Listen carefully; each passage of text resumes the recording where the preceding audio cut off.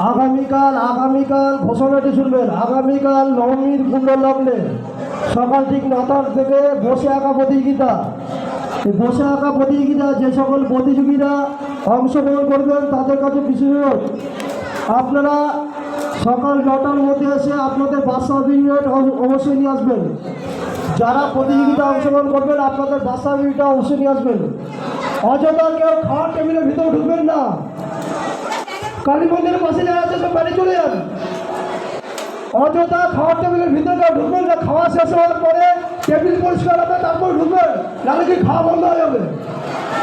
অযথা ভিড়ভাড় করলে খাওয়া বন্ধ করে দেবো এখানে অফিস। আগামীকাল সকাল ঠিক 9টায় বসে আঁকা প্রতিযোগিতা। যে সকল প্রতিযোগীরা অংশগ্রহণ করবেন তাদের বার্থ সার্টিফিকেটটা সঙ্গে নিয়ে আসবেন।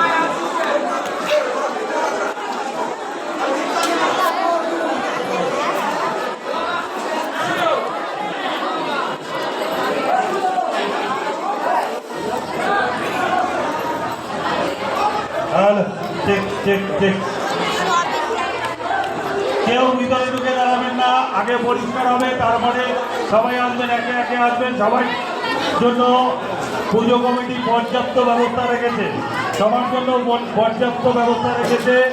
কেউ থালা এবং বোতলগুলোকে এখান থেকে নিয়ে যত্রতত্র ফেলবেন না। থালা এবং বোতলগুলো কেউ যত্রতত্র ফেলবেন না।